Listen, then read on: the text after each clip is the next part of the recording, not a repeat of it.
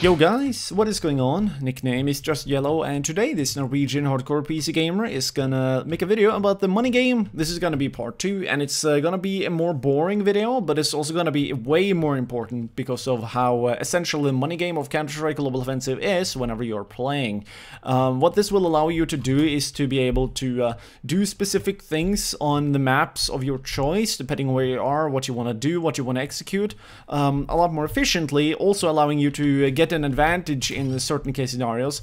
That would be, you know, obviously very helpful in the longer run if you want to play this kind of game. And with that being said, it all depends on really your map too. This map, for example, holding enemies off with the very basic smokes is going to be very helpful for you. But, you know, also here on Banana, a lot of times there will be smokes involved in holding this choke point right here, or this point right here, depending on, you know, time and place and what can be done and stuff like that. Knowing this, yeah, this is all about grenades and how the weapon system works in terms of running over enemies and those kind of things. So let's get to it, shall we? Whenever you kill a guy in Counter-Strike, there will be a certain priority to what he will drop. If you have a primary weapon, he will drop it even if he's holding his secondary. So, you know, that makes things a little bit easier in terms of what drops or not. He will also drop his most expensive grenade. Doesn't really matter for flashbangs, and the fire grenade is what normally has the highest priority. Also, the same really goes for a pistol if he doesn't have anything else. Like, no, actually, why the hell did I mention that? That makes no sense. Yeah, anyways, moving on. So whenever you then are playing Counter-Strike, and let's say you are playing against anti-eco enemies, there's a couple of clever things you can do, okay?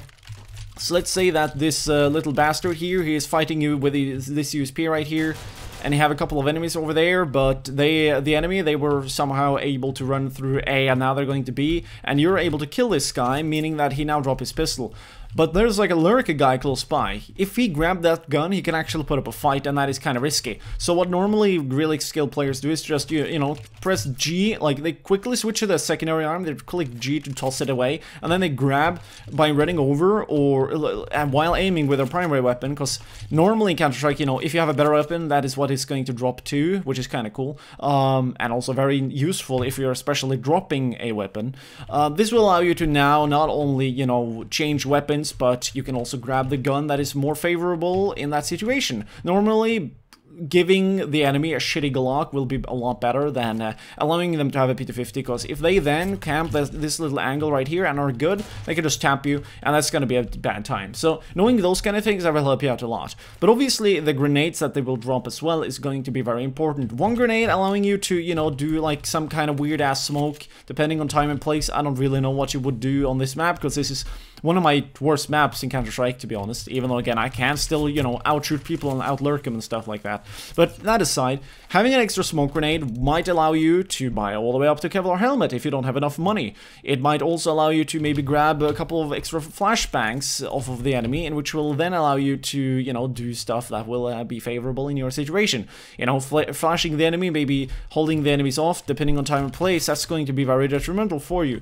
Maybe, you know, doing a couple of very cheeky peeks, you never know, really, and stuff of that kind of nature. So there's not too much more to it other than to try and notify this model I'm holding in my hand right now. This model, you want to memorize it exactly how it looks in the game. You want to know that object, and when you kill enemies, you want to try and look for it. And when you've memorized that kind of object, the same goes with a flashbang. You want to, you know, look for it as rounds go by. There's a couple of ways in which you can use these items as well, in which will be to maybe spam grenades. You'll see that this, I'll do this, you know, a couple of times in the past, in a couple of gameplays here and there. If I find an extra grenade, I might just guess that the enemy might be all the way in there. Then I will, you know, grab the other one and toss it again, because the enemy might not think that there will be two there, in which actually, in reality, I killed somebody, you know, right there, for example, and the best item he had in terms of grenades were a grenade. Now suddenly you can toss it twice. While in other cases, if it's a smoke or a flashbang, you can just, you can either use it in the match itself while you're in the gunfight, or you can do something else with it. So yeah, anything that will pretty much allow you to win the game better, that can be really good for you in any time and place, really. So there's not too much more to say about this kind of subject in this video. Hopefully people understood. The best way is to just understand that this is a thing. It's very useful. If you play your resources smart, you can get a lot more out of it. And this is even more important on CT side because of how the main rifles are very expensive, and also because of how you need a kit which is worth 400 bucks. Goes without saying that that drops if you die as a CT.